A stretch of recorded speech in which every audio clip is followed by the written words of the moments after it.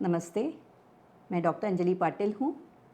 I am a cancer surgeon. मैं cancer surgeon हूँ और मैं HCG कुलाबा हॉस्पिटल को अटैच्ड हूँ। मैं स्पेशलाइज़ करती हूँ स्पेशली वुमेन स्पेसिफिक कैंसर्स में। और इसमें जो मेन कैंसर्स रहते हैं ये है यूटेराइन कैंसर्स और cervical cancers, ovarian cancers, breast cancers. आज मैं आपको कैंसर्स के जो विमेंस कैंसर्स के जो मेन लक्षण रहते हैं specially related to uterine and ovarian cancers, इसके बारे में बताने वाली हूँ। अगर कोई भी लेडी को पीरियड्स जाने के बाद यानी मीनोपॉज के बाद ब्लीडिंग हो रहा है, रक्तस्राव हो रहा है योनि के मार्ग से, या मीनोपॉज होने से पहले भी इरेगुलर ब्लीडिंग हो रहा है, या ब्लीडिंग मासिक पाली आने के बाद ही बीच में स्पॉटिंग हो रहा है, या योनि के मार्ग से गंदी बदबू और स्राव जा रहा है, तो कौन से ही प्रकार का, तो फिर डॉक्टर को बताना ज़रूरी है। अगर पेट फूग रहा है, वज़न घट रहा है, जिसके लिए कुछ कारण नहीं बाकी का लग रहा है, और ओवरऑल टायर्डनेस लग रहा है, कभी कभी संडास करना भी मुश्किल होता है, पेशाब में तकलीफ़ होती है, ये सब जो यूट्राइन और ओवेरियन कैंसर्स के लक्षण होते हैं। जो यूट्राइन कैंसर्स रहते हैं वो दो प्रकार के ही रहते हैं। एक तो बॉडी ऑफ यूट्रस यानी मेन यूट्रस का कैंसर रहता है, ये एंडोमेट्रियल कैंसर्स बोलते हैं।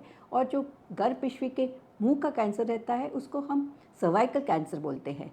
ये अर्ली डिटेक्ट हो जाते हैं। तो उसके लिए अगर रक्तस्राव या ऐसे कुछ होगा, आप डॉक्टर को जल्दी बताएंगे तो गायनेकोलॉजिस्ट आपको चेक करेंगे। आपका पूरा चेकअप करने के बाद फिर कुछ टेस्ट करेंगे, लाइक पैप स्मीयर करेंगे, सोनोग्राफी करेंगे, या ऐसे कुछ लगा तो फिर एंडोमेट्रियल बायोप्सी करेंगे, सर्वाइकल बायोप्सी करेंगे। और अगर ज़रूरत पड़ी तो और एडवांस टेस्ट कर सकते हैं, like CT scan, PET scan, MRI। ये सब होने के बाद ये निदान जल्दी हो सकता है आप कैंसर्स का, और ये जल्दी निदान करना ज़रूरी है, क्योंकि अगर जल्दी निदान किया तो कैंसर की ट्रीटमेंट अच्छी हो सकती है।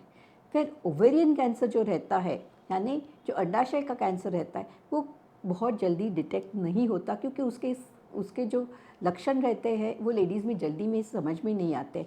फिर भी सोनोग्राफी करने पर अगर कुछ गांठ दिख गई या पेट में कुछ गांठ लग रही है तो फिर डॉक्टर को जल्दी बताना ज़रूरी है, और उसके लिए अप्रोप्रिएट ट्रीटमेंट ज़रूरी है।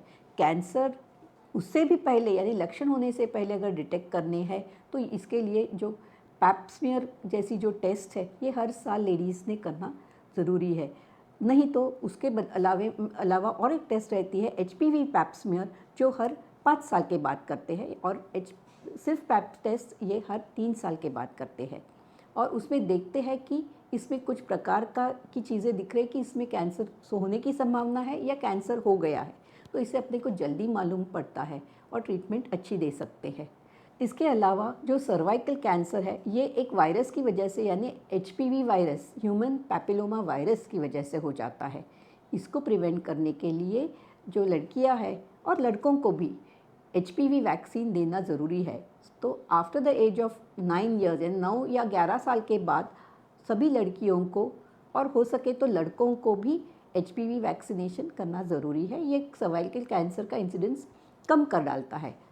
अपार्ट फ्रॉम दैट बाकी की जो चीज़ें ध्यान में रखनी चाहिए कि पर्सनल हाइजीन वेरी इंपॉर्टेंट है। ये यूज़ ऑफ कॉन्डोम्स और यूज़ ऑफ सैनिटरी नैपकिन्स, ये सब अपने को बाकी की बीमारियों से भी बचा कर रखते हैं। एक ध्यान में इम्पॉर्टेंट सबसे मैं आपको बता रही हूँ, कैंसर के बारे में बहुत डर रखना ज़रूरी नहीं, क्योंकि आज ट्रीटमेंट इतनी एडवांस्ड हो गई है। सब आधुनिक चीज़ें जो रहती है उससे हम जो ट्रीटमेंट देते हैं इंक्लूडिंग कुछ प्रकार के इम्यूनोथेरेपीज़ या रोबोटिक सर्जरीज़, लैप्रोस्कोपिक सर्जरीज़, ये सब करके पेशेंट को हम ज़रूर ठीक कर देते हैं, और बहुत सारे पेशेंट्स को वापस कैंसर नहीं आता है ये ट्रीटमेंट बराबर लेने के बाद। Thank you.